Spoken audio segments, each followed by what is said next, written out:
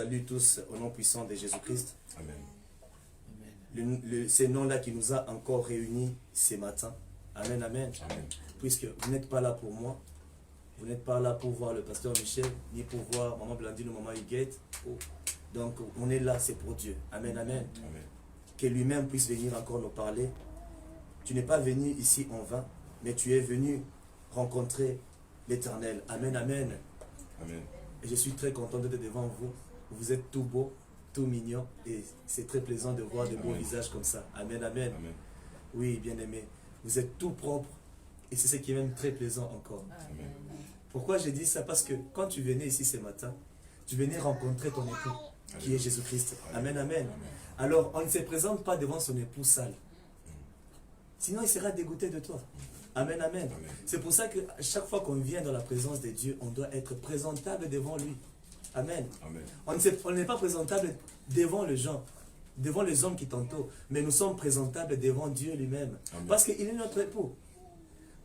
Puisque, humainement parlant, lorsque tu vas rencontrer, je ne sais pas, ton épouse pour la première fois, il faut qu'elle soit... Donc, je voudrais d'abord te présenter à elle pour qu'elle puisse vraiment, comment dire, qu'elle puisse bien se sentir en te voyant, qu'elle voie quelqu'un de propre, quelqu'un de très aimable. C'est ce que nous faisons d'habitude. Amen, amen. Amen. Donc quand tu vas te présenter devant ton époux ou ton épouse, tu es propre.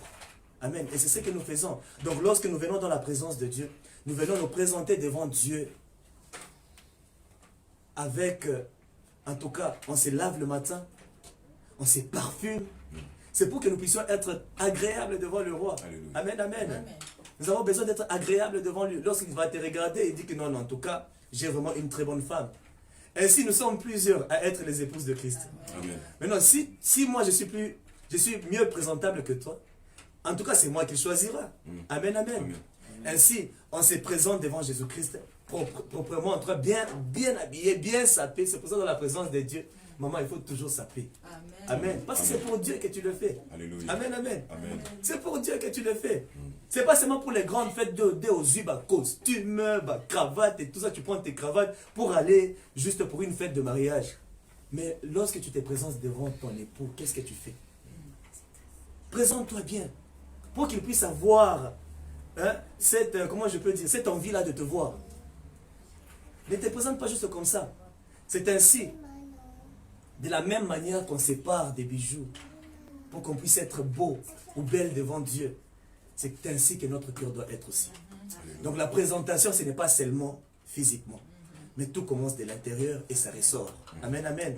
Ainsi, lorsque Christ te regarde et dit, ça c'est mon épouse. Amen, amen. Amen. Ça c'est mon épouse que je peux prendre.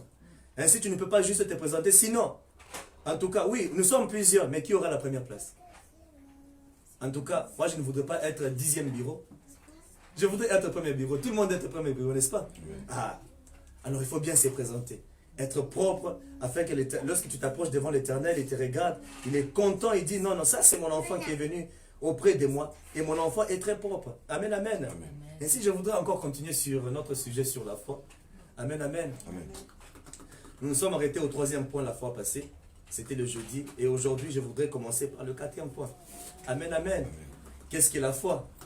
C'est une ferme assurance. Amen. Amen. Des choses qu'on ne voit pas, une démonstration des choses qu'on espère. Amen, amen. Amen. Et c'est cette foi-là que nous avons besoin d'affermir. Nous avons besoin d'avoir une foi qui est inébranlable. Et qu'est-ce qui affermit ta foi? C'est la parole de Dieu. Amen. C'est la parole de Dieu qui l'a fait grandir. C'est la parole de Dieu qui manœuvre ta foi pour qu'elle puisse grandir, pour que tu ne puisses pas demeurer au même niveau. Amen. Amen. Parce que c'est lui qui a la foi comme Dieu, il devient Dieu sur la terre. Amen. Amen. Et c'est ce que Dieu veut de nous tous. Amen. Amen. Ainsi, notre quatrième point aujourd'hui, c'est confesser la parole de Dieu. Amen, amen. Amen. Confesser la parole de Dieu. Nous avons parlé déjà de plusieurs points, et j'espère que vous les avez écrits. Je n'ai pas besoin de rentrer dans ça pour gagner le temps. Il faut toujours avoir vos papiers, vos notes. Et Dieu merci, on a ces groupes puisqu'il y a toujours des notes vocales qui restent. Donc Ouais, même si c'est ça. tu n'avais pas écrit, tu peux C'est être ça. à la maison dans le calme, tu commences à noter tous les points qui sont importants. Amen, amen. Amen. Dieu merci en tout cas pour l'inspiration du Saint-Esprit, puisque ça nous aide nous tous. Amen, amen. Ainsi, notre 4e point, c'est confesser la parole de Dieu. Amen. Donc, pour avoir la foi, tu dois aussi la confesser. Tu dois confesser la parole de Dieu. La fois passée, j'ai dit que La foi sans les œuvres est une foi morte. Amen. Amen, amen. Amen. Dieu a parlé et Dieu a agi. Amen. Ainsi, nous tous, on doit faire comme Dieu. Parce que c'est lui qui est notre exemple en toutes choses. Amen, amen. Il est notre exemple en toutes choses. Prenons nos livres dans nos Bibles dans les livres de 2 Corinthiens, chapitre 4, au verset 13. Qu'est-ce nous dit la Bible? 2 Corinthiens. 2 Corinthiens, chapitre 4, au verset 13. La Bible dit ceci. Et comme nous avons le même esprit de foi, que c'est lui exprimé dans cette parole de l'Écriture, j'ai cru, c'est pourquoi j'ai parlé. Nous aussi, nous croyons. C'est pour cela que nous parlons. Amen, amen. Est-ce qu'on peut acclamer pour la parole de Dieu?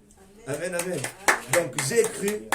Il dit donc, et comme nous avons le même esprit de foi que c'est lui exprimé dans cette parole de l'Écriture, j'ai cru, c'est pourquoi j'ai parlé. Nous aussi, nous croyons, et c'est pourquoi, et c'est pour cela que nous parlerons aussi. Amen, amen. Donc, lorsque tu crois en Dieu, il ne faut pas seulement croire, il faut aussi parler. Amen. Parce que lorsque Dieu parle, dit quelque chose, c'est quelque chose qu'il a cru dans son cœur avant de pouvoir le dire. Amen. Ainsi, tout commence par croire avant de parler. Amen, amen. Donc, on croit d'abord et puis on confesse. Amen. Donc, vous voyez bien que tout commence par croire avant de parler. Et lorsque vous croyez, c'est alors que vous pouvez parler. Moi-même, avant de venir vous prêcher, j'ai d'abord cru. Ainsi, je suis en train de vous parler. Puisque si je n'avais pas cru dans cet évangile, dans cette parole, bien sûr que je n'allais pas venir vers vous et commencer à vous parler de choses que je n'ai pas cru. Amen, amen. À quoi cela allait me servir? Donc il faudrait que je croie d'abord et ensuite je vais vous parler. Amen. Donc sachez que lorsqu'on prêche la parole de Dieu, c'est Jésus-Christ qui est relâché pour pénétrer dans le cœur des gens. Amen. Donc la parole que tu viens entendre, c'est cette même parole-là que tu dois encore prêcher, que tu dois encore parler. Amen. Amen. Le livre de Jean, Jean chapitre 1, écoutez ce que la Bible nous dit. Au commencement, la parole existait déjà. La parole était avec Dieu et la parole était Dieu. Elle était au commencement avec Dieu. Tout a été fait par elle et rien de ce qui a été fait n'a été fait sans elle. Amen, amen. Amen. Et il y avait la vie et cette vie était la lumière des êtres humains. Cette vie était la lumière des êtres humains. Et qu'est-ce qui donne la vie? C'est ça, mais c'est cette parole-là qui donne la vie. Amen, amen. Puisque tout a été créé par la parole de Dieu. Et au verset 14 de Jean 1, 14, il dit, et la parole s'est faite homme, s'est faite chair dans d'autres versions. La parole s'est faite homme, elle a habité parmi nous, pleine de grâce et de vérité. Et nous avons contemplé sa gloire, une gloire comme celle du Fils unique venu du Père. Amen, amen. Donc, lorsque je suis devant vous, je suis en train de vous prêcher la parole. Je suis en train de vous prêcher la parole faite chair. Amen, amen. La parole qui s'est fait homme parmi nous et qui est Jésus-Christ. Donc, lorsque je parle de Jésus-Christ, je suis en train de relâcher Jésus-Christ dans l'atmosphère de cet endroit. Alléluia. Amen, amen. Amen. Donc, au fur et à mesure que tu parles de Dieu, tu parles de Jésus, tu parles de la parole de Dieu, la parole remplit cet endroit-là. Ça remplit cet édifice. Donc, Dieu est en train de se remplir au moment où vous les relâchez, où vous êtes en train de proclamer sa parole. Dieu, il prend contrôle de cet endroit. Merci. Et donc, vous devriez apprendre à toujours parler de la parole de Dieu, à toujours la confesser partout où vous êtes, à vos boulots. Parlez de la parole de Dieu. Parce que lorsque vous parlez, l'atmosphère même de votre travail, ça va changer. Lorsque vous parlez de la parole de Dieu dans votre maison, l'atmosphère de la maison change. Dieu prend la place dans cette maison. Amen, amen. Amen. Dieu remplit cette maison. C'est pour ça qu'on doit confesser à chaque fois la parole de Dieu. Puis c'est lorsque nous la confessons, la maison est remplie de la parole de Dieu.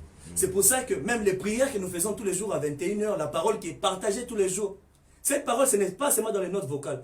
Quand vous écoutez ces notes vocales-là, c'est toute la maison qui entre. Parce que la maison, ça prend la nature de la personne. Amen. Maintenant, si dans ta maison, c'est rempli de choses du monde, si dans ta maison, ce n'est que Ndombolo, ce n'est que Fali, ce n'est que, je ne sais pas, la musique de Michael Jackson, ce n'est que les choses de ce monde que tu regardes à la télévision, tout le temps, c'est seulement les choses du monde. Eh bien, ta maison sera remplie de ces choses-là. Et les gens qui viennent dans ta maison viennent toujours avec ces mêmes esprits-là. Et ils déposent ça. Quelle nature aura ta maison? Ainsi, nous avons besoin de toujours relâcher l'atmosphère céleste dans nos maisons pour ne pas avoir de problème. Parce que lorsque l'atmosphère céleste est dans nos maisons, Satan ne pourra pas nous combattre. La Bible dit, vous connaîtrez la vérité, et la vérité vous affranchira. Vous avez besoin qu'on puisse vous parler, pour que vous puissiez comprendre ce qu'on fait, puisque des fois nous faisons les choses dans l'ignorance. Amen, amen. Amen. On ne sait pas ce qu'on fait. Amen. Parce que quand je regarde, je me rappelle, en Afrique du Sud, ma soeur, quand elle venait chez moi à la maison, elle va venir à la maison. Donc elle savait que quand elle vient chez moi à la maison, elle ne peut pas mettre trace d'Ivy. Elle ne peut pas mettre trace parce qu'elle sait que trace, il y a la musique mondaine, donc je ne supporte pas. Elle sait que telle chaîne, il y a ça, j'aurai des problèmes avec Nicolas. Et même quand elle veut prendre son alcool, elle ne va pas le faire dans la maison. Tu fais ça à l'extérieur. Parce que déjà, j'ai mes principes, je refuse que ces choses, ces abominations puissent entrer dans ma maison. Puisque ma maison, ce n'est pas seulement ma maison, mais c'est la maison de Dieu. C'est ce que Jésus-Christ a dit dans le livre de Jean, chapitre 2, au verset 16, que vous faites de la maison de l'Éternel une maison de trafic. Une maison des voleurs, des bandits, les gens viennent et se ressortent et tout ça. Et Christ n'était pas d'accord à voir toutes ces choses-là. Ainsi, lorsque tu déclares, lorsque tu parles, lorsque la parole de Dieu est déclarée dans ta maison, ta maison change, l'atmosphère de ta maison aussi change. Ainsi, nous avons besoin de proclamer la parole de Dieu dans nos maisons. Nous avons trop de problèmes dans nos maisons, c'est parce que Dieu n'est pas permanent dans nos maisons. Il y a toujours des problèmes. Pourquoi? Parce qu'on ne donne pas la première place dans nos maisons. Ainsi, on doit apprendre à toujours parler de Dieu dans nos maisons. Ça nous aide. Papa Richard, comme c'est que vous faites là, vous avez constaté que votre maison a changé. Pourquoi? L'atmosphère céleste prend place. Amen. Parce que tout le temps, c'est la prière. Tout le temps, c'est la parole de Dieu. Tout le temps, vous cherchez toujours à entendre la parole de Dieu. Et cette parole-là, ça pénètre même dans les murs. Amen. Ça change l'atmosphère. Amen, amen. Ainsi, nous avons besoin de toujours marcher selon la parole de Dieu. Nous avons besoin de faire les choses comme la parole de Dieu nous le recommande. Amen, amen, Amen. Nous avons besoin de ça, bien-aimé. Relâchez toujours la parole de Dieu dans votre environnement. Tu dois consacrer ta maison comme étant la maison de Dieu. Ta maison doit être un endroit où demeure la présence permanente de Jésus. Ça doit être un endroit où les problèmes de Satan ne subsistent pas. Amen. Donc lorsque même quelqu'un vient, il est envoûté, lorsqu'il entre dans sa maison, dans ta maison seulement, le Saint-Esprit prend possession de lui. Et quand il entre, même s'il avait des mauvaises intentions, parce qu'il trouve la présence de Dieu permanente dans ta maison, il ne saura rien faire. Puis il y a d'autres sorciers qui viennent te visiter chez toi, mais parce que tu étais distrait, comme il n'y a pas la permanence de Dieu, il vient, il commence maintenant à mettre des caméras partout pour commencer à te contrôler. Mais lorsque la parole de Dieu est relâchée tout le temps dans ta maison, ça va brûler tout ça. Puisque je vous ai dit la fois passée que notre Dieu est un feu dévorant. Alléluia. Amen. Amen. C'est un feu dévorant. Tu ne peux pas entrer dans la présence de Dieu et tu ressors de la même manière. Puisque ça doit brûler quelque chose.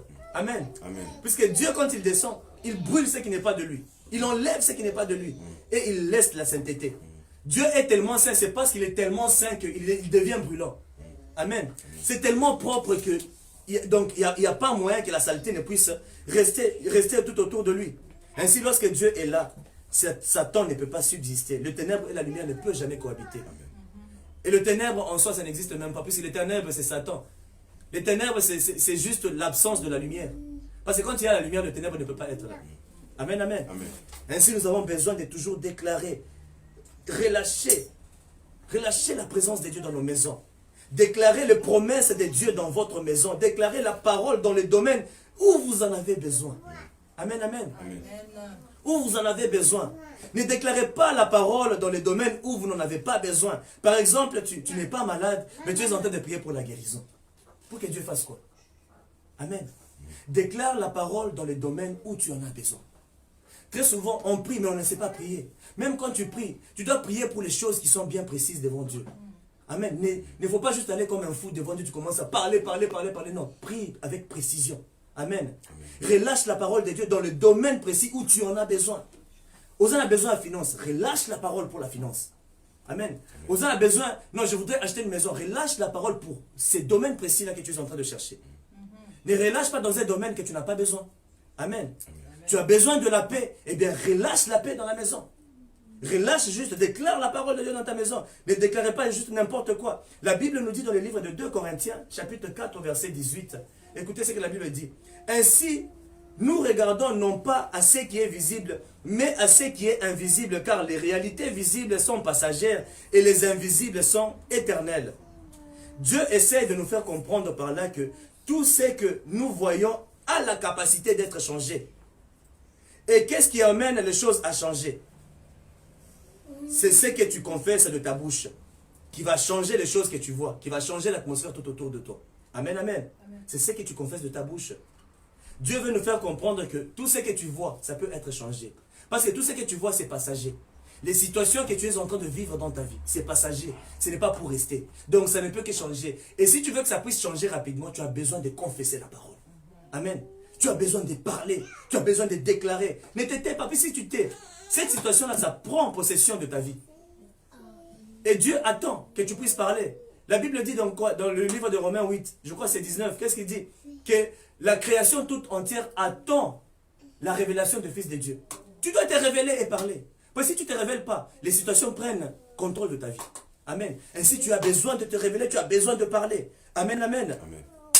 Tes déclarations par la foi peuvent influencer tous les cours de ta vie. Tu peux obtenir toutes choses par la foi. Amen. Tout ce que tu recherches, c'est par la foi. C'est parce que ta foi n'est pas grande. C'est pour ça que tu n'obtiens rien. C'est par la foi qu'on reconnaît que tout ce qui existe a été créé par la parole proclamée par notre Seigneur Jésus-Christ. C'est lui qui a la parole. Il a tout ce qu'il désire au moyen de la foi. C'est pourquoi je déclare sur ma vie que je ne mourrai pas. Amen. Il faut déclarer ces choses. Si tu penses que tu vas mourir, tu vas mourir. C'est pourquoi. Donc c'est par la foi que je déclare. Écoutez, je sais que c'est la parole qui a créé le monde. C'est cette même parole-là qui m'a créé. Donc ça veut dire qu'au travers de cette parole, lorsque je prononce, je déclare cette parole-là, ça ne peut que résoudre les problèmes tout autour de moi. Moi, je dis toujours que je ne veux pas mourir sans pour autant réaliser les promesses de Dieu sur ma vie. Ce que Dieu a déjà promis pour moi, c'est ce que je dois avoir avant de partir. Je refuse de partir sans pour autant accomplir le dessein de l'Éternel sur la terre. Et tu dois te refuser ça aussi, bien-aimé.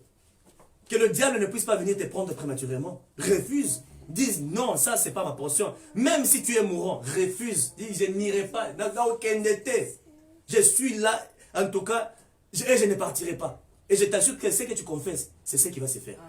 Confesse-le seulement par la foi. Tu es maladif et tu n'arrêtes pas de confesser cela dans ta bouche. Oh non, gars, je suis maladif. Tu vas rester maladive. Tu vas le rester. Comme je dis toujours aux gens, ne déclare pas que tu es toujours malade. Non, moi je suis maladif. Non. Ce n'est pas pour toi. Dieu ne t'a pas créé pour que tu sois maladif. Amen. Amen. Dieu ne t'a pas créé pour que tu sois malade. Il t'a créé pour que tu sois en bonne santé. Alors il t'a créé pour que tu sois bien en toi. Ainsi, tu dois changer ta façon de voir les choses. Déclare juste par la parole. La Bible dit quoi? Par ses meurtrissures, je suis guéri. Si tu es maladif, déclare cette parole et puis oublie même cette maladie-là. Agis par la foi. Amen, amen. Amen. Parce que la foi sans les œuvres est une foi morte. Hein? Et oui, bien-aimé, tu es quelqu'un de très important aux yeux de Dieu. Parce que tu as cru dans la parole faite chair, qui est Jésus-Christ. Cette parole-là, que Dieu qui a créé le monde, ça a pris la forme d'un humain. C'est descendu sur la terre. Et c'est descendu sur la terre pour que ça puisse aussi s'implanter en toi. Que tu puisses aussi avoir la capacité de cette parole-là. C'est ce que Dieu a fait de toi. Donc cette parole-là, Dieu a relâché pour que tu puisses aussi avoir cette capacité-là en toi. Amen. Amen. Ça s'est fait chair en toi pour que tu puisses être comme cette parole. Écoutez, Dieu nous a créés à son image. L'image de Dieu, c'est quoi? C'est la parole. Alléluia. Amen, amen. Donc la parole de Dieu, lorsqu'elle est relâchée, lorsqu'elle est prêchée, c'est pour qu'elle puisse prendre vie dans vos cœurs. Ce n'est pas pour qu'elle puisse entrer dans vos cœurs et ressortir. Amen, amen. Amen. La parole de Dieu doit demeurer dans vos cœurs. Elle doit rester dans vos cœurs. Amen. Amen. Ça doit demeurer dans vos cœurs. Hein? Et ainsi, la matière première pour tous les croyants, c'est la parole. C'est la parole. La matière première. La matière première, je vous assure. La matière première pour toute personne, pour tout croyant, c'est la parole de Dieu. Je sais que la valeur qu'on donne aux humains, amen, amen. Amen. Les richesses d'abord d'un pays sont caractérisées par les ressources qu'ils ont, les minéraux, le zinc, pétrole et toutes ces choses. C'est ça les richesses d'un pays, n'est-ce pas? Quand on regarde les richesses d'un pays, on regarde toutes ces choses-là. L'or, l'argent, les diamants. Donc tous les pays sont caractérisés par ces choses-là. Amen, amen. Donc on regarde comme la richesse de notre pays, quand on regarde le Congo. Le Congo est tellement riche, mais pauvre spirituellement. On ne sait pas vivre selon nos richesses. Amen, amen. Et les richesses, la valeur d'un homme aussi, c'est quoi? La valeur d'un homme, c'est lorsqu'on voit que cet homme-là a beaucoup d'argent. Cet homme-là est riche. C'est alors qu'on regarde que non, non. En tout cas, cet homme-là a beaucoup de valeur. Mais pour nous les croyants, notre matière première, c'est la parole de Dieu. Et toi, si tu as la parole de Dieu, tu as plus que tout ce qu'eux, ils ont. Tu as tout ce que les pays ont. Pourquoi? Parce que c'est la parole qui a créé toutes choses. Amen, amen. Ainsi, la matière première pour nous, c'est la parole. Tu dois t'accrocher à cette parole. Lorsque tu déclares les choses, bien-aimé, tu dois savoir que c'est quelque chose qui est très puissant, puisque c'est la parole qui crée.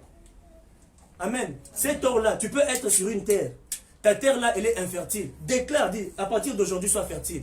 Jésus-Christ, lorsqu'il s'est approché du figuier, il a vu qu'il n'y avait pas de fruits. Donc, ce qu'il voulait manger, il ne pouvait pas manger et il avait faim. Il a maudit cet arbre-là. Et ça séchait du coup. Pourquoi? La parole qu'il a juste déclarée. Au travers quoi? La foi. On doit apprendre à déclarer sur nos vies. Amen, amen.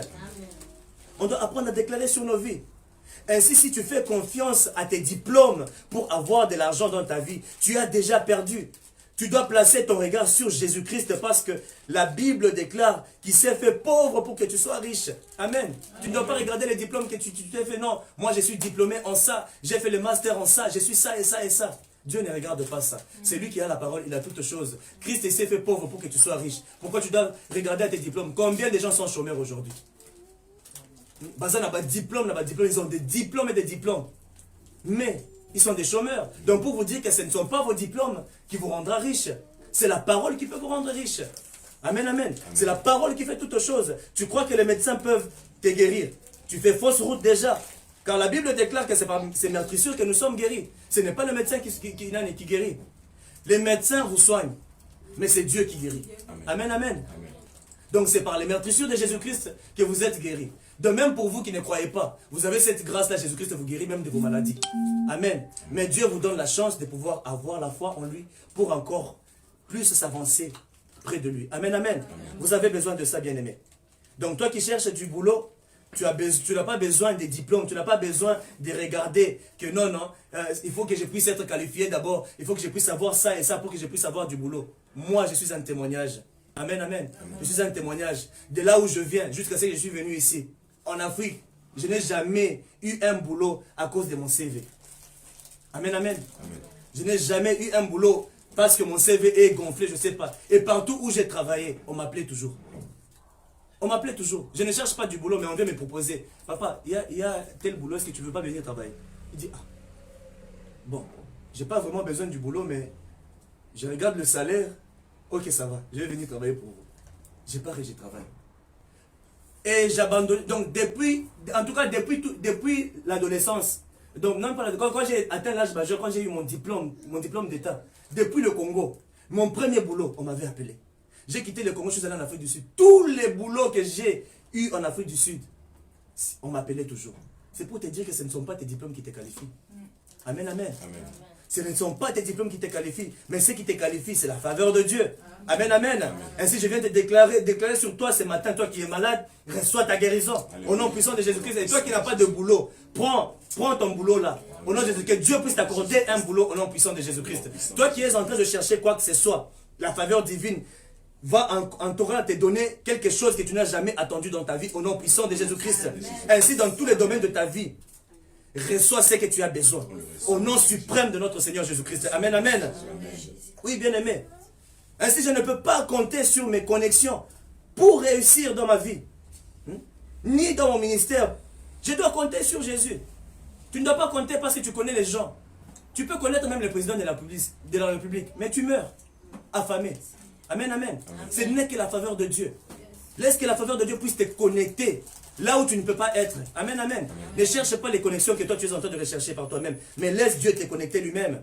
Dieu n'était pas amené dans son royaume pour commencer à seulement lire la Bible et commencer à déclarer les choses que les autres ont fait. Amen. Oh non, Abraham, on l'appelle père de la foi parce qu'il avait fait ceci. Oh non, il y a eu Isaac, il y a eu Jacob, il y a eu ça. Dieu ne t'a pas amené sur la terre pour que tu puisses commencer à seulement lire la Bible. Non, Dieu veut faire les mêmes choses qu'il a opérées pour ces mondes-là. Amen. Amen, amen. Amen. Il peut aussi le faire pour toi. Ce n'est pas un Dieu de l'histoire. Non, c'est un Dieu qui est vivant. Et la parole de Dieu, elle est vivante, comme je l'ai dit la fois passée. Elle est très tranchante. Elle peut pénétrer, séparer l'esprit de l'âme. Amen, amen, amen. Ça peut tout séparer. La parole de Dieu, elle est puissante. Vous deviez seulement croire en cette parole-là. Dieu n'est pas là pour t'expliquer ce qu'il a fait pour Abraham. Il n'est pas là pour t'expliquer ce qu'il avait fait pour Salomon. Il peut aussi le faire pour toi. Amen, amen. Il peut aussi le faire pour toi. Il a la capacité de le faire. Dieu, il a fait un serment à Abraham. Il lui a dit que toutes les nations seront bénies au travers de toi. Amen, amen. Et comme je l'avais dit la fois passée, que nous ne sommes pas de la postérité du sable d'Abraham, mais nous sommes les étoiles. Et nous serons toujours au-dessus de toutes choses. Amen, amen. Cela est ta parole ce matin au nom puissant de Jésus-Christ. La couleur de ta peau n'est pas une excuse. Homme ou femme, quelle que soit ta taille, cela n'empêchera pas Dieu de te faire du bien. Dieu n'a jamais dit que tu seras béni en fonction de tes études. Non. Tu dois savoir que Dieu te bénit, c'est en fonction de la foi. Si tu as la foi, Dieu te bénit. Amen, amen. Ce n'est pas ton rang social qui fera que Dieu puisse te choisir. Il regarde ta foi. Il a besoin de regarder la parure qui est intérieure. Amen, amen. Alors, je voudrais que, même pendant 1 minute, en ce moment, on va juste se tenir debout. Tu vas parler sur ta propre vie. Je voudrais que tu puisses confesser avant que je ne puisse passer sur un autre point. Tu vas confesser quelques paroles sur ta propre vie. Que chacun dise que je suis riche, je suis guéri, je suis béni, je suis puissant. Amen, amen. Je suis puissant. Déclare ça au nom puissant de Jésus-Christ. C'est que tu veux pour ta vie. Confesse-le juste. Prie juste pendant 1 minute, bien-aimé. Oui, déclare-le. Profite de cette atmosphère de la foi. Commence à déclarer ce que tu veux pour ta vie. Pendant 1 minute au nom puissant de Jésus-Christ, commence à le déclarer. Oui, tendre Père, aide un chacun de nos Pères éternels. Nous déclarons que ces choses puissent prendre vie en nous, Père éternel, dans le nom puissant de Jésus-Christ. Oui, Seigneur, que ta faveur puisse demeurer sur la vie d'un chacun de nous. Dans le nom puissant de Jésus. Oui, Père très saint, que tout ce que tu as dit, que toutes les promesses que tu as données à tes enfants, oh Seigneur, que cela puisse prendre place dans la vie d'un chacun de nous. Dans le nom puissant de Jésus. Oui, Seigneur, aide-nous. Aide un chacun de nous, Père très saint. Au nom puissant de Jésus. Oui, Seigneur, merci. Amen, amen. Amen, amen. Oui, bien-aimé, on peut encore s'asseoir. Oui, Dieu, Seigneur, exauce la prière de tes enfants. La foi n'est pas une école de mendicité. Beaucoup pensent que la foi, c'est pour obtenir des biens matériels venant de Dieu. Amen. Abraham n'est pas appelé le père de la foi. C'est parce qu'il avait obtenu l'argent de Dieu. Amen. Abraham n'est pas appelé le père de la foi. C'est parce qu'il avait obtenu, je ne sais pas, les richesses qu'il était en train de rechercher. Amen. Mais c'est par rapport aux actes qu'il avait commis qu'Abraham, il est appelé le père de la foi. Il a démontré sa foi par les œuvres. Ou dans la Bible, il est écrit que non. On a écrit l'histoire de Moïse. C'est parce que Dieu l'avait béni avec beaucoup d'argent. Ce n'est pas pour ça qu'on a écrit l'histoire de Moïse dans la Bible, n'est-ce pas? Ce n'est pas parce que Abraham avait eu beaucoup d'argent, c'est pour ça qu'on lui a donné, je sais pas, 2 ou 3, je ne sais pas. Ce n'est pas pour ça, c'est par rapport aux œuvres. Amen. La Bible dit c'est par la foi que Moïse il a refusé d'être appelé le fils de la fille du Pharaon. Donc c'est par la foi qu'Abraham a fait ceci. C'est par la foi qu'il a fait ceci. Donc c'est par la foi qu'il a fait ceci. Donc on n'est pas là pour commencer à déclarer, à être là, à être comme des mendiants en train de toujours demander, Seigneur donne-moi ça. Écoutez, les petites choses là, l'argent et toutes ces choses là que tu recherches, tu peux juste commencer à parler. Déclare juste, confesse, ça va te suivre. Amen, amen. Parle dans le domaine où tu as besoin de la foi. Et tu verras que Dieu va agir. Amen, amen. Parle dans le domaine où tu en as besoin. Parle juste par la foi. Et tu verras que Dieu va agir dans ces domaines-là. La foi que tu dois avoir, c'est pour des grandes choses. Pas pour mendier. Pas pour aller vers Dieu. Des fois, quand tu demandes à Dieu, il te regarde, mais franchement, je t'ai déjà tout donné. Aie seulement la foi. Et tu verras toutes ces choses-là commencer à s'accomplir dans ta vie. Amen, amen. Ainsi, lorsque nous regardons même la vie d'Abraham, Abraham n'est pas appelé père de la foi à cause de choses qu'il a obtenues de Dieu. Déjà, d'abord de lui-même, Abraham n'était pas pauvre. Il venait d'une famille riche. Amen. Donc si Abraham a quitté la maison de son père, ce n'est pas parce qu'il avait besoin de l'argent. Amen. C'est par la foi qu'Abraham avait quitté la maison de son père. Ainsi, la première étape, lorsqu'il a eu la foi en Dieu, il a obéi à sa parole, il a quitté la maison de son père. Ça, c'était la première étape de la vie d'Abraham. Donc par la foi, Abraham a quitté la maison de son père. Amen. Amen. En plus, lui, Abraham, comme je l'avais dit la fois passée, il avait lu quelle Bible pour avoir la foi? Il n'y avait pas de Bible. Mais il a eu la foi d'une parole parlée comme ça. Quelqu'un lui a parlé. Il ne savait même pas d'où est-ce que cette voix-là venait. Mais il a eu la foi. Amen. Mais toi et moi aujourd'hui, notre foi est basée sur la parole de Dieu, sur la Bible. Mais eux, dans l'ancien temps, quelle Bible il y avait? Mais Abraham avait cru à cette parole. Amen, amen. Dieu lui a dit, quitte la maison de ton père. Abraham, il est parti. Immédiatement, il a exécuté. La foi sans les œuvres est une foi morte. Lui, il a eu foi et il a exécuté. Et c'est ce que Dieu veut de tous. Amen, amen. Et la deuxième étape, il s'est établi. Là où il était parti, il s'était établi. La troisième étape, sa femme Sarah a eu Isaac. Et ensuite, par la foi qu'il donna à son fils Isaac en sacrifice. Et la quatrième dimension de sa foi, il est entré dans la dimension de père. De père de la foi. Pourquoi? Il a démontré sa foi. Au fur et à mesure que j'avance, je vais vous dire pourquoi. Pourquoi on dit qu'Abraham, il est le père de la foi. Vous allez comprendre ça, bien aimé. Il en a tellement fait, Abraham. Et c'est par les œuvres. Amen, amen. Donc la foi n'est pas prouvée par l'argent que tu as. Mais par ce que tu démontres au travers de ta foi. Tu ne peux pas me dire que je suis un homme de foi parce que tu as l'argent. C'est rien ça. Tu ne peux pas me dire que tu es un homme de foi parce que tu as plusieurs maisons. Moi j'ai la foi, c'est pour ça que j'ai acheté des maisons. Non, ça c'est pas la foi. Démontre ta foi par tes œuvres. Amen. Pas l'argent, franchement c'est l'argent. Si tu as foi, tu déclares seulement, les choses viendront vers toi. Amen. Amen. Ainsi, il est important de confesser la parole. Il est important de confesser la parole. La déclaration de la parole de Dieu change les circonstances de ta vie. Apprenez à confesser la parole.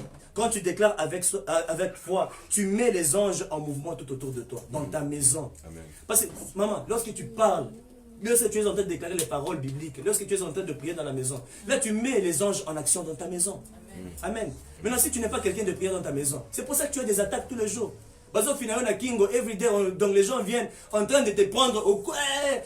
J'ai des cauchemars, on est en train de me tabasser. Comment est-ce qu'on peut te tabasser? Toi, tu es un enfant de Dieu. On ne peut pas te tabasser quand tu dors. Amen. Tu as l'esprit de Dieu. La Bible dit que celui qui est en nous, il est plus grand que celui qui est dans ses mondes. Amen, amen. Nous avons déjà l'esprit des vainqueurs.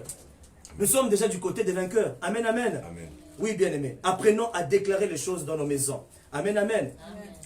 Ainsi, notre cinquième point, engager sa foi face à toutes les épreuves de sa vie. Amen. Amen. Engager sa foi face à toutes les épreuves de sa vie. Bien aimé, on doit savoir qu'à chaque fois qu'un problème se présente devant nous, la solution que nous sommes en train de rechercher est dans la parole de Dieu. La solution n'est jamais loin de nous. Mais c'est nous-mêmes, en tant qu'humains, nous recherchons toujours la solution très loin de nous, alors que la solution est juste à côté de nous. Chaque fois qu'il y a un problème qui se présente devant toi, tu dois te demander comment Dieu voudrait que ces problèmes soient résolus. Dieu peut te bénir avec de l'argent. Et tu ne sais même pas quoi faire avec cet argent-là. Tu peux être là, tu demandes de l'argent, Seigneur, bénis-moi. Il te donne $1 million, qu'est-ce que tu vas faire avec? Tu peux être là, tu n'as rien à faire avec cet argent-là. Amen, amen. Amen. Donc ça veut dire que à chaque fois qu'il y a un problème, que tu as quelque chose, ayons l'habitude de pouvoir toujours exposer cela à Dieu. Seigneur, il y a ça. Ne venez pas à Dieu seulement lorsque vous avez des problèmes. Laissez Dieu être le guide de votre vie dans toutes choses. Vous avez de l'argent. Seigneur, je te présente. La fois passée, je vous ai dit quoi? Le petit là, il était décédé, pourquoi? Parce qu'il n'avait pas suivi la voie de Dieu. Il a eu un boulot, il est sauté directement sur l'occasion. Et qu'est-ce qui lui est arrivé? On l'a sacrifié. Amen, amen, Amen. Ainsi, même quand tu as un boulot, avant même d'y aller, demande d'abord est-ce que c'est la volonté de Dieu. Quand Dieu te parle, il t'a déjà parlé. Il dit non, ça c'est pour toi. Oui, c'est pour toi, vas-y et prends ça. Mais si tu dis que ça ce n'est pas pour toi, ne prends pas. Amen, amen. Ayons toujours cette habitude, à chaque fois que nous avons un problème, nous avons quelque chose que nous voudrions résoudre, nous avons toujours besoin de connaître la pensée de Dieu à ces sujets-là. Ainsi, tu dois apprendre à approcher les choses par les perspectives de la foi. Ne sois pas pressé de faire les choses par toi-même. Regarde toujours à Dieu. La foi doit être un style de vie pour tous. Pas seulement quand tu es à l'église. Tu dois apprendre à avoir foi en Dieu partout où tu es. Amen, amen. Amen. Je vais vous donner un exemple. Votre enfant tombe malade à 2 h du matin. Et très souvent, toujours les mamans qui paniquent, plus que les papas. Votre enfant tombe malade. Il a la fièvre.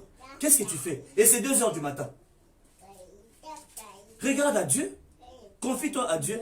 Ne pense pas d'abord à appeler ton pasteur. Pense à Dieu. Parce que même ton pasteur, il va invoquer les dieux que tu peux aussi invoquer pour guérir ton enfant. Amen, amen. Ainsi, commence d'abord par regarder à Dieu. Et prie Dieu. Amen, amen. Et très souvent, lorsque quelqu'un prie pour son enfant, tu regardes, tu pries pour ton enfant qui avait de la fièvre, et du coup tu vois que la fièvre ne tombe pas. Ah, en tout cas la prière n'a pas marché. Tu commences déjà à pleurer, tu commences à te lamenter. Non. Lorsque tu relâches la parole, donne le temps à cette parole-là de commencer à opérer. C'est déjà parti. Amen, amen. Tu peux parler comme ça sur ton enfant. Oh non, que cette fièvre puisse sortir de cet enfant au nom puissant de Jésus-Christ. Mais tu regardes l'enfant, au lieu que ça descende, la fièvre monte encore. Là tu dis, en tout cas, ce que j'ai parlé, ça n'a pas marché. En tout cas, ce que le pasteur m'avait enseigné, ça ne marche pas. Que je cherche à pouvoir l'appeler. Non, calme-toi, tu n'as pas besoin de te tourmenter par rapport à ce que tu vois. Marchons par la foi et non par la vue. Amen, amen. Tu as déjà déclaré une fois en la parole parlée. Ce qui est sorti, c'est parti. Et puis c'est au nom de Jésus-Christ. Ce n'est pas n'importe quel nom que tu as, comment dire, comment est-ce qu'on dit encore, que tu as fermé cette prière-là. Amen, amen. Parce que lorsque tu pries, c'est au nom de Jésus-Christ que tu pries. Alléluia. Donc le nom de Jésus-Christ n'est pas petit. Lorsque tu as déjà déclaré, sache seulement que c'est déjà fait. Hein? Le grand problème de plusieurs, on est que vous n'avez pas la force d'agir de vous-même. Vous avez toujours peur. Vous n'avez pas le courage de commencer quelque chose par vous-même. Vous avez besoin que quelqu'un puisse venir vous pousser. Alors que vous pouvez faire des choses de vous-même. Amen. Tu dois avoir confiance dans la parole qui est sortie de ta bouche. Elle a déjà été envoyée, ainsi laisse-la agir. Nous marchons par la foi. Amen. Laisse-la agir. Dès que tu déclares, maman, dès que tu déclares sur ton enfant, c'est fait. Oui, au nom de Jésus-Christ, que cette fièvre se taise. Ne regarde même pas ça. Va même dormir. Ça va, cette fièvre-là va disparaître. C'est ainsi qu'on doit se comporter. On doit engager notre foi. Engageons notre foi dans les choses que nous faisons. Éphésiens chapitre 6 au verset 16. Écoutez ce que la Bible dit. Prenez en toutes circonstances le bouclier de la foi, avec lequel vous pourrez éteindre toutes les flèches enflammées du mal. Amen. Le bouclier de la foi, qui peut éteindre toutes les flèches enflammées du mal. Ça veut dire que, quel que soit ce que le diable fera, le bouclier de la foi est assez solide pour empêcher que tu vives de mauvaises histoires dans ta vie. Amen. Et sachez que le diable n'aura jamais raison. Le diable n'aura jamais raison, bien-aimé. Vous n'avez pas besoin de craindre le diable. Il n'aura jamais raison. Lorsque vous avez la foi, bien-aimé, inébranlable, il ne peut pas vous bouger. Et ça, je vous assure, engagez seulement votre foi en toutes circonstances de votre vie. Et vous allez voir Dieu agir. Amen. Apprenons à engager notre foi. Amen, amen. Notre sixième point, c'est surmonter par la patience l'épreuve du temps. Amen. Surmonter par la patience l'épreuve du temps. Amen, amen. Donc vous devriez savoir qu'il y a des domaines dans lesquels la patience est très importante. Un homme sans la patience ne peut aboutir à rien dans sa vie. Il peut même manquer la promesse de Dieu. C'est pourquoi il est très important de ne pas avoir un cœur chaud. Comme on le dit chez nous, moto moto. Il ne faut pas être agité. Il ne faut pas être agité. Il ne faut pas avoir un cœur chaud. Ne soyez pas des gens impatients. Amen. Je vais vous démontrer quelque chose. La Bible dit dans le livre de Jean, chapitre 3, au verset 36. Écoutez ce que la Bible dit. C'est lui qui croit au Fils à la vie éternelle. C'est lui qui ne croit pas au Fils ne verra pas la vie, mais la colère de Dieu reste au contraire sur lui. Jean 11, 40. La Bible dit encore ceci. Jésus lui dit, n'ai-je pas dit que si tu crois, tu verras la gloire de Dieu? N'ai-je pas dit que si tu crois, tu verras la gloire de Dieu? Donc, on peut comprendre dans ces textes qu'il y a deux temps. Donc, lorsqu'on croit, c'est dans le présent que nous croyons. Mais lorsque Dieu doit faire, c'est dans le futur. Alléluia. Amen, amen. Donc, ce n'est pas que tu crois et directement ça s'est fait. Donc, tu crois et ça va se faire. Amen, amen. Ne t'ai-je pas dit que si tu crois, tu verras. C'est ce que Dieu dit. Si tu crois, tu verras la gloire de Dieu. Donc, si tu crois aujourd'hui, tu vas voir les choses s'accomplir dans ta vie. Amen, amen. Et le futur d'Abraham, ça lui a pris 25 ans pour voir la promesse de Dieu se réaliser dans sa vie. Amen, amen. Donc le temps est déterminé par Dieu lui-même. Tu peux croire aujourd'hui, mais Dieu peut, donc la promesse que Dieu te dit aujourd'hui, tu peux croire en ça. Il te dit que non, toi tu seras millionnaire. Tu seras millionnaire. Et lorsque Dieu te dit que tu seras millionnaire, tu n'as que 25 ans. Et cette parole peut venir à l'âge de 50 ans. Et c'est alors que ça commence à s'accomplir. Mais pour que ça puisse s'accomplir, tu as besoin de garder ta foi en Dieu. Amen. Parce que si tu ne gardes pas ta foi, tu es perdu. Tu perdras cette promesse-là de Dieu. Abraham a attendu pendant 25 ans pour que la promesse de Dieu puisse se réaliser sur sa vie. Jacques chapitre 1 à 3, écoutez ce que la Bible dit. Chapitre 1, 3 à 4. Sachant que l'épreuve de votre foi produit la patience. Donc la foi en toi doit quand même produire la patience.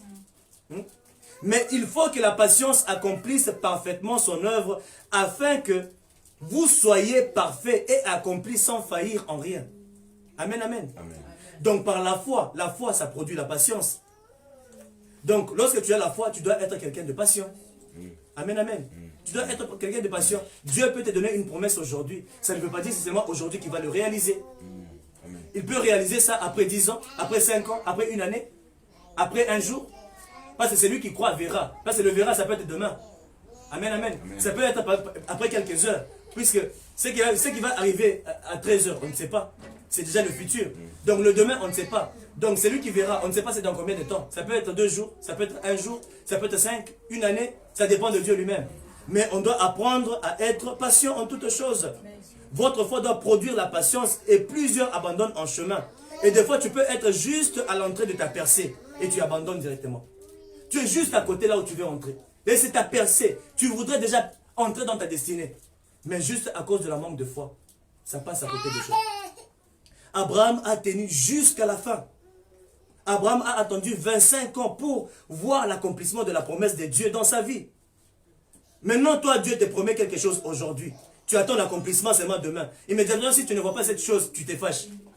Et puis, au Lembi, tu te fâches, tu te dis que le Dieu là, franchement, moi, je ne vois pas. Là, que je puisse chercher Nzela Mukuse. Nzela Mukuse, ok, pas Banganga, au Koufi. Tu devais vivre 80 ans sur la terre. Mais parce que Nzela Mukuse, tu voulais un shortcut, tu meurs. Tu n'as que 25 ans, tu meurs à l'âge de 26 ans. C'est comme un petit là que je connaissais au Congo là-bas. Tellement qu'il voulait avoir de l'argent. Il était trop jeune à l'âge déjà de 18 ans. Il voulait, oh non, vieux, moi je vais faire ce des petits, tu vas mourir. Le petit là déjà, je crois, à 19 ans ou 20 ans, il était déjà mort. Il est parti chez les féticheurs, on lui a donné des histoires. Son sac était rempli tous les jours d'argent. Il fallait qu'il termine ça en un jour. Le petit là avait vieilli. Il est devenu vieux, même de 70 ans, je ne sais pas, de 70 ans. C'est comme ça qu'il était mort, ce petit là. Et pourquoi? Parce que on lui a demandé de sacrifier ses parents. Et ses parents aussi priaient. Tu vas sacrifier qui? Hein? On va te demander des choses que tu ne peux pas donner. Qu'est-ce que tu vas faire? Pourquoi? La manque de patience. Ça va t'amener dans des choses que tu ne peux même pas résoudre toi-même. Hein? Vous savez, je vais vous faire rire. Il y a une image un jour qu'on m'a envoyée sur Facebook. Je crois que c'était la soeur de Maman Bladi qui m'avait envoyé ça. Je crois que c'est Dan Nadia qui avait envoyé ça. Il y avait 3 dames, en fait. 3 dames qui se cachaient derrière un mur avec des demi-briques en main. Elles étaient en train d'attendre le pasteur. Pourquoi? Parce que le pasteur, il avait donné une prophétie disant que cette année ne terminera pas sans que vous ne puissiez vous marier. Maintenant, la prophétie là ne s'est pas accomplie. Maintenant, ils étaient tellement en colère, les femmes là, elles étaient tellement en colère. Elles avaient maintenant des demi-briques. Elles attendaient le pasteur pour les lapider parce que la promesse ne s'est pas réalisée. Ils disent non, à cause donc, en tout cas, ce pasteur nous a menti, c'est un faux prophète, il va voir aujourd'hui. Mais je vous pose la question, est-ce que quand un pasteur ou un prophète donne une prophétie, est-ce que ça dépend de lui? Non. Il parle de la part de Dieu. Oui. Et puis si cette prophétie-là ne s'accomplit pas, est-ce que c'est à cause de lui? Ce n'est pas à cause de lui. Le temps que ça va prendre, lui peut dire, mais non, ce qui retarde les promesses de Dieu dans nos vies, c'est quoi? La désobéissance. Abraham, s'il a traîné, le 25 ans qu'il a fait, c'est parce que quand vous regardez dans la marche d'Abraham, il n'avait pas fait exactement ce que Dieu lui avait demandé de faire. À cause de l'impatience, il a eu Ismaël. Amen, amen. Il a eu Ismaël, mais Abraham n'avait pas perdu la foi. Il savait toujours qu'un jour ou l'autre, malgré les erreurs qu'il avait faites, et l'erreur est humaine, il savait que malgré les erreurs, il va toujours voir la promesse de Dieu se réaliser dans sa vie. Amen, amen. C'est pour ça que ça a traîné. Dieu lui a dit, sépare-toi de Lot. Il est parti avec. Et sépare-toi de ta famille. Il a pris Lot. Il a fallu qu'il comprenne encore que je devais laisser Lot. Amen, amen. Je devais laisser Lot. Et lorsqu'il a compris, il s'est séparé de Lot. Il est parti de son côté. Il a commencé à progresser dans sa vie. Et du coup, l'enfant ne venait pas. Maintenant, c'est sa femme qui était là en train de lui dire, écoute, moi je ne peux pas enfanter, je suis trop vieille, je ne peux pas faire ceci et cela. toi seulement, prends ma servante et puis tu auras un enfant. Et voilà, il a eu Ismaël. Pourquoi? Parce que les doutes s'étaient créés dans son esprit. Pourquoi? Parce que ça a tellement traîné. Et ces doutes-là, c'est bien naturel. Ça peut arriver à n'importe qui. Le doute, ça peut se créer dans notre cerveau, dans notre esprit, dans nos pensées. Mais ne perds pas ta foi. Amen. Avoir les doutes, c'est naturel. Tu es humain. Tu vis avec les choses que tu regardes. Mais on doit seulement apprendre à marcher par la foi. Amen, amen. On doit apprendre à marcher par la foi. Parce que ça ne dépend pas de Dieu. Tu es une femme, tu recherches un mari. Mais tu recherches un mari. Au lieu d'agir par la foi, toi, tu commences à faire les choses par tes propres pensées. Je vous donne encore un exemple. Tu es célibataire, tu es en train de chercher un mari. Et du coup, moi, ce que je peux te conseiller, comporte-toi comme une femme mariée déjà. Amen, amen. Respecte-toi, respecte ton corps. Ne te comporte pas comme une femme de tout le monde. Tu cherches un mari, mais tu cherches un mari, mais tu te comportes comme les femmes de tout le monde. Je ne sais pas si vous comprenez. Comporte-toi d'abord comme la femme d'un seul homme. Ainsi cet homme-là viendra vers toi. Puisque la foi sans les œuvres est une foi morte. Puisque quand tu te comportes comme ça, c'est comme si tu es en train d'attirer cet homme-là vers toi. Amen. Même s'il n'est pas encore là, tu dois vivre comme si cet homme-là était déjà là. Ah, moi en tout cas, je me garde pour mon mari. Tu te comportes comme si ce mari-là était déjà là. Ne te comporte pas comme une femme de tout le monde. Ça va te compliquer la vie. C'est pour ça que plusieurs demeurent maintenant des chômages comme il est belé. Il y a maintenant les chômages, carences des mariages. Pourquoi? Parce que tout le monde cherche des maris. Maintenant, en cherchant les maris, vous vous retrouvez prostitués. Alors, au lieu qu'un homme puisse venir pour te marier, il vient pour s'amuser avec toi et il repart. Alors, ainsi, quand tu te gardes, tout le monde va commencer à voir, en tout cas, cette femme-là, elle se garde trop. Moi, seulement cette femme-là, je l'aurai. Et cet homme-là, il vient vers toi. Et c'est comme ça que ça se passe. Il faut se garder d'abord. Agis par la foi, agis comme si ces maris-là étaient déjà là. Et tu verras ces maris-là venir vers toi. Amen, amen. Alors on a besoin de ça. C'est par la foi que tu peux demeurer fidèle envers cet homme-là. Que tu ne connais même pas. Puisque si tu es fidèle dans les petites choses, même dans les grandes choses, tu le feras. Tu le seras toujours. Tu es fidèle à toi-même, tu es fidèle à Dieu. Ainsi, lorsque Dieu viendra, et l'homme viendra, tu seras aussi fidèle envers lui. Amen, amen. Yeah. La promesse de Dieu, ça peut traîner, ça peut créer des doutes en toi, mais sache que ça va toujours finir par se réaliser dans ta vie. Amen. Amen. Romains chapitre 4, au verset 4 à 18. Non, verset 18 à 22. Romains 4, verset 18 à 22. Romains 4, verset 18 à 22.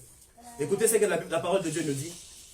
Espérant contre toute espérance, Abraham a cru et ainsi devenu le père d'un grand nombre de nations. Conformément à ce qui lui avait été dit, telle sera ta descendance.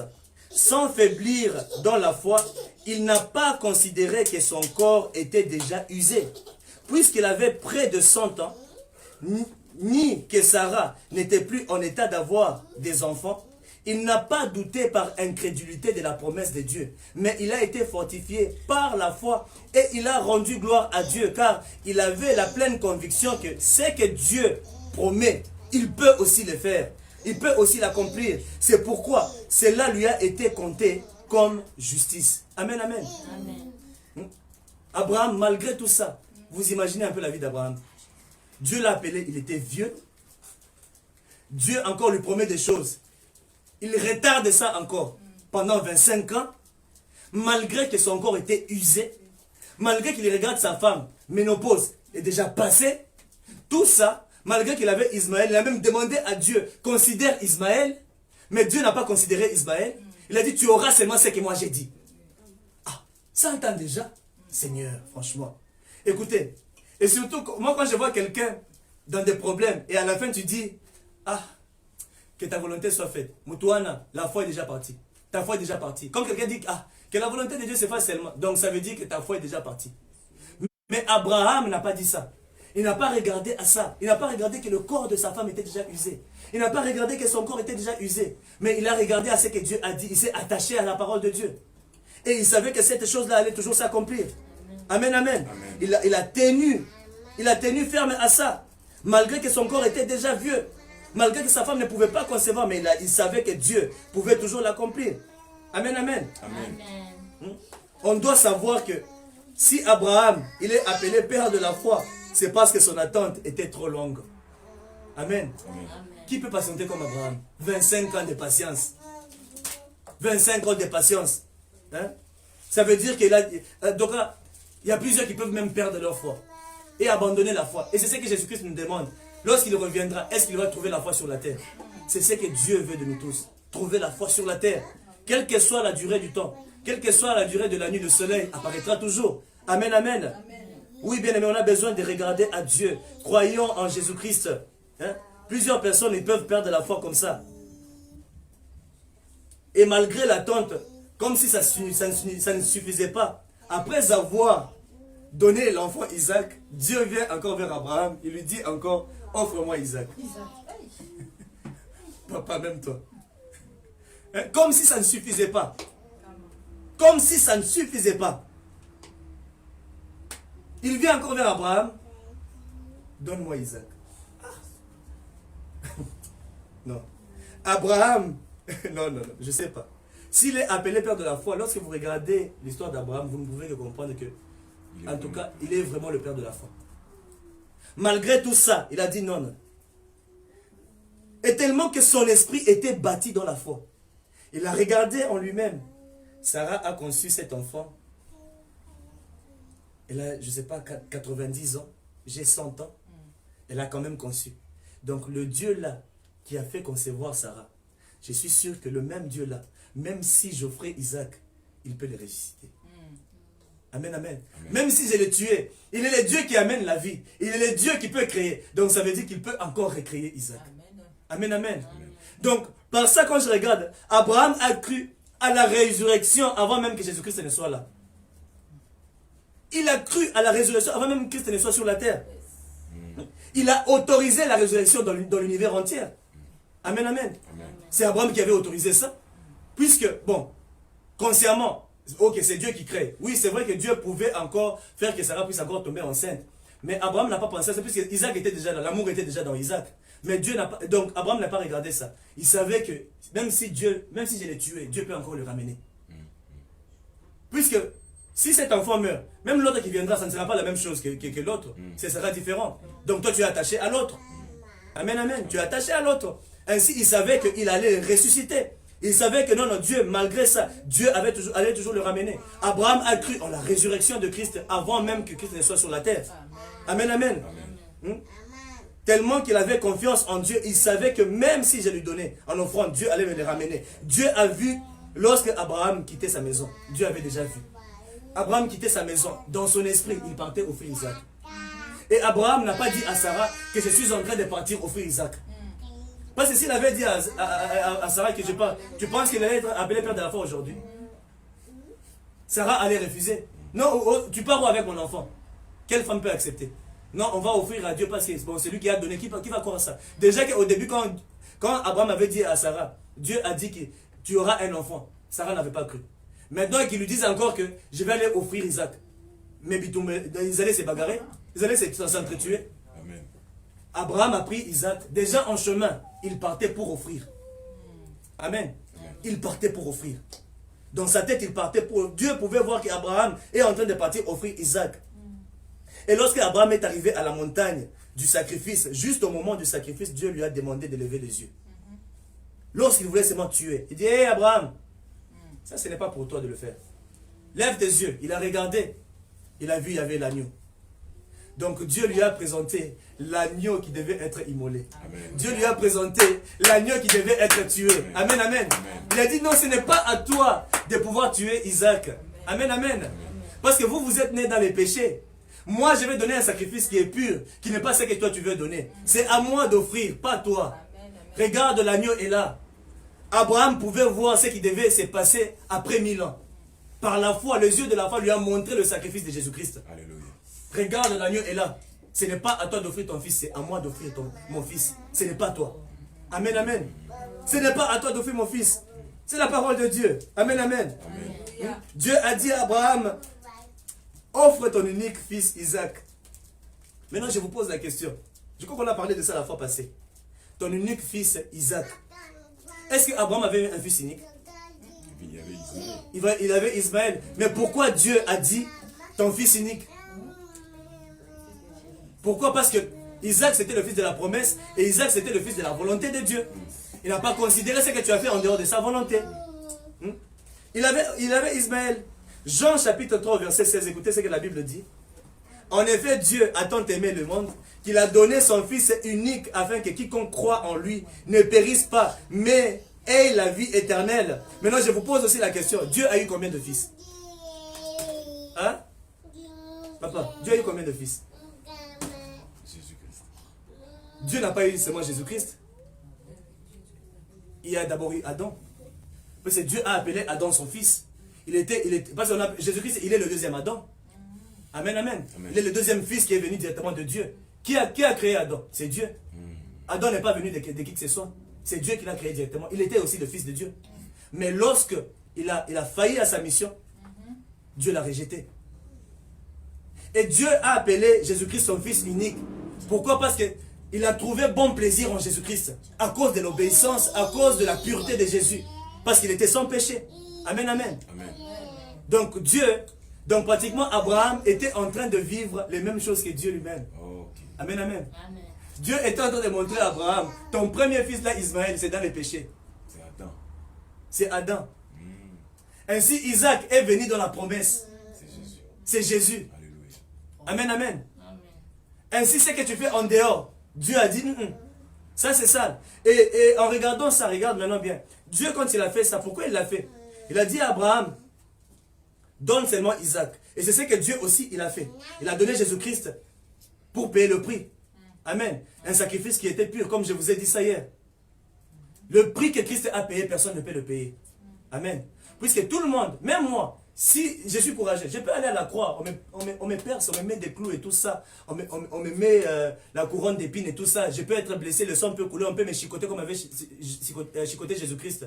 Mais ça ne sera pas le même sacrifice. Pourquoi? Parce que Jésus-Christ était pur, était sans péché. Donc le sacrifice que Jésus avait fait, c'est de vivre d'abord sans péché. Amen. C'est ça le premier sacrifice de Jésus-Christ, avant qu'il ne soit à la croix. Il fallait qu'il soit d'abord sans péché, un sacrifice qui était vraiment pur. Il est venu à la croix, il a accompli tout ça. Il est parti, il est revenu. Il est parti. C'est pour que toi et moi nous puissions hériter de la promesse. Amen, amen. Amen. Parce que le testateur, donc le testament quand il est lu, il faut que le testateur soit mort. Amen, amen. Donc pour que nous puissions hériter, il fallait qu'il puisse d'abord mourir. Ainsi il est parti pour que nous puissions hériter tout ce qu'il avait fait. À la croix, malédiction, tu es devenu bénédiction. Pauvre, tu es devenu riche. Il a tout pris, il est parti avec à la croix. Et ainsi, au travers ça, après ça, quand il est revenu, tout était fait. Il a dit à la croix, tout est accompli. Il est parti pour vous dire que je suis la résurrection. Je suis la vie. Amen, amen. Amen. Il est parti, il a réveillé tous ceux qui étaient dans le monde inférieur. Revenez ici. Il est encore remonté. Il revient et puis il donne la clé. Prenez. Tout ce que tu vas lier sur la terre sera aussi lié dans le ciel. Amen. Amen. Ainsi, Abraham a vécu le même problème que Dieu. Parce que lorsque vous êtes sous le leadership de quelqu'un, l'onction de cette personne-là, comme je vous ai dit hier, là, ça va vous accompagner en toutes choses. Amen. Les mêmes problèmes que je peux vivre, vous pouvez aussi les vivre. Par exemple, je peux vous donner l'exemple d'Élie et Élisée. L'onction qui était sur Élie, Élisée a hérité la double portion. Et lorsque vous lisez l'histoire d'Élie et d'Élisée, c'est presque similaire. C'est presque la même chose. Mais Élisée a fait doublement. Amen, amen. Amen.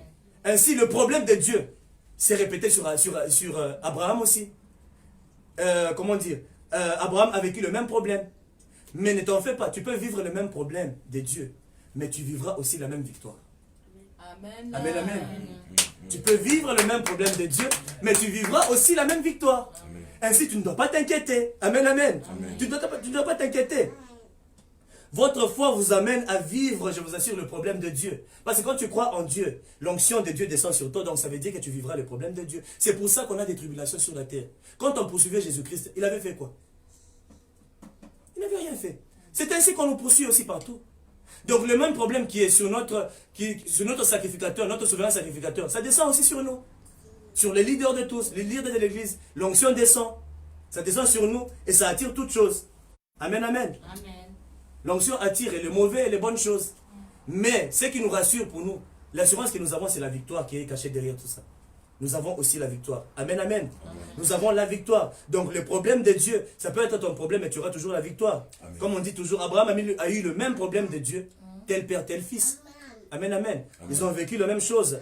Ainsi, tu ne peux pas solliciter la victoire sans passer par les batailles. Tu peux avoir les mêmes combats que Dieu, mais sache que tu auras aussi la même victoire que Dieu. Alléluia. En toute chose, parce que tu es son enfant. Amen. Apprenez à patienter dans la foi. Cela produira des très bons fruits. Attendez avec une très bonne attitude. La fois passée, j'avais parlé de fruits de l'amour et de fruits de l'esprit. La patience, j'avais parlé de ça. J'avais commencé par ça, je crois. Je vais continuer avec ces messages-là. J'ai parlé de la patience. Donc on doit attendre avec une bonne attitude. Amen, amen. Amen. Mais pour attendre, tu as besoin de voir la chose avant qu'elle puisse même arriver. Par la foi. Puisque tu vas patienter sur base de quoi? Tu dois d'abord avoir foi en Dieu. Amen, amen. Foi et foi en Dieu et tu verras la chose qu'il t'a dit. Ça va se réaliser. Que la faveur de Dieu puisse demeurer sur toi, son nom puissant de Jésus-Christ. Amen, amen. Est-ce qu'on peut acclamer pour l'Éternel? Oui, nous sommes déjà à la fin. Nous allons juste nous tenir debout. Je vais juste prier et ensuite je vais céder la place et tout. Amen, amen. Est-ce qu'on peut se tenir debout? Amen. Oui, bien-aimé, je voudrais que tu puisses juste faire cette prière. Tu vas dire, Seigneur Dieu, je voudrais que tu puisses m'apprendre à surmonter par la patience les épreuves dans ma vie. Que je puisse être patient. Que je ne puisse pas bousculer les choses. Puisqu'en bousculant, tu peux te retrouver dans les erreurs. Dis, Seigneur, apprends-moi à surmonter les épreuves par la patience. Puisque la patience, c'est l'amour. C'est lui qui est patient, il a l'amour. Si tu n'as pas de patience, ça veut dire que tu n'as pas d'amour.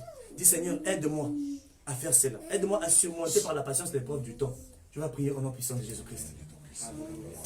Oui, Yahweh, nous abandonnons tous entre tes mains. Père éternel, nous abandonnons toutes choses entre tes mains, Père très saint. Oui, Seigneur, qu'il est tout ce que nous te demandons encore ce matin, Père, c'est que tu puisses encore tous nous aider, Père éternel. Nous voudrions tous surmonter, Père. Nous voudrions tous surmonter, Père éternel, par la patience et l'épreuve de temps. Quelle que soit la durée de temps, Père éternel, que nous puissions, Père très saint, que nous puissions, Père très saint, Seigneur Dieu, que nous puissions patienter dans le temps au nom puissant de Jésus-Christ. Oui, aide-nous, Père très saint, dans le nom de Jésus. Oui, Seigneur, merci. Amen, amen. Amen, amen. Oui, tu vas dire, Seigneur, apprends-moi à engager ma foi dans toutes les épreuves de ma vie. Même s'il y a des épreuves dans ma vie, que je puisse toujours engager ma foi. Parce que tout problème peut être résolu seulement par la foi. Tu vas prier au nom puissant de Jésus-Christ. Oui, tendre Père éternel, apprends-nous tous à engager, Père éternel, à engager notre foi, Père, dans toutes les épreuves de notre vie. À chaque fois qu'il y a un problème, Seigneur, qu'on puisse toujours te regarder, Seigneur, dans le nom puissant de Jésus-Christ. Oui, Père très saint, tu n'as pas de mikono yako. Yesu, bariki tena watumishi yako. Bariki watoto yako bote, Seigneur, katika jina la Yesu. Oui, Seigneur, merci. Nous t'exaltons et nous te rendons grâce dans le nom puissant de Jésus-Christ. Oui, Père très saint, sois exalté et sois béni. Au nom de Jésus de Nazareth. Merci, Père éternel. Sois exalté, Seigneur, au nom de Jésus. Amen, amen. Amen, amen. Je vais prier. Éternel Dieu de gloire et d'amour, Père de bonté, nous te remercions pour la parole de ce matin qui a béni richement nos cœurs et nos âmes, au Père. Merci pour cette parole, au Père très saint. Laisse que cette parole puisse trouver, Seigneur Dieu Tout-Puissant, une bonne terre en nous. Que nous puissions, Père éternel, porter cette sémence de la parole en nous, dans le nom puissant de Jésus-Christ. La Bible dit, au commencement était la parole, et cette parole s'est faite chair et habitée parmi nous. Seigneur, tu as voulu à ce que cette parole puisse se former dans nos cœurs et que ça prenne vie. Tu as voulu à ce que nous puissions être le reflet de ta parole, parce que tu t'es fait chair, Père éternel, ainsi que cette parole puisse se faire chair aussi en nous, au nom puissant de Jésus-Christ. Oui, Père éternel, nous avons foi en toi et je proclame sur la vie d'un chacun de nous, Père éternel, toutes les promesses que tu as déjà, Seigneur Dieu Tout-Puissant, prononcées sur la vie d'un chacun de nous, Seigneur. Ne tarde pas dans l'accomplissement de ta parole. Ne tarde pas, Père éternel. Ne prolonge pas, Seigneur Dieu Tout-Puissant. Ne prolonge pas, Père éternel, le délai d'attente au Seigneur. Seigneur, raccourcis toutes choses. Nous avons besoin de toi, Père éternel. Ne tarde pas dans l'accomplissement de ta promesse sur la vie d'un chacun de nous. Au nom de Jésus-Christ, je déclare, Père éternel, que cette année ne finira pas sans que, Père éternel, que tu nous puisses exécuter les promesses que tu as faites à ton peuple au nom de Jésus-Christ. Oui, Seigneur, nous te rendons grâce en toutes choses. Sois exalté et sois béni, Père éternel. Merci pour ta présence, au Père. Nous te rendons grâce encore pour la parole d'aujourd'hui. Nous te remercions, Père éternel. Reçois la gloire, reçois l'honneur et la magnificence pour de siècles de siècles. C'est dans le nom puissant de notre Seigneur Jésus-Christ que nous avons ainsi prié avec action de grâce et nous disons Amen. Est-ce qu'on peut acclamer? On peut acclamer pour l'Éternel. Amen, Amen. Soyez tous bénis au nom de Jésus. Amen.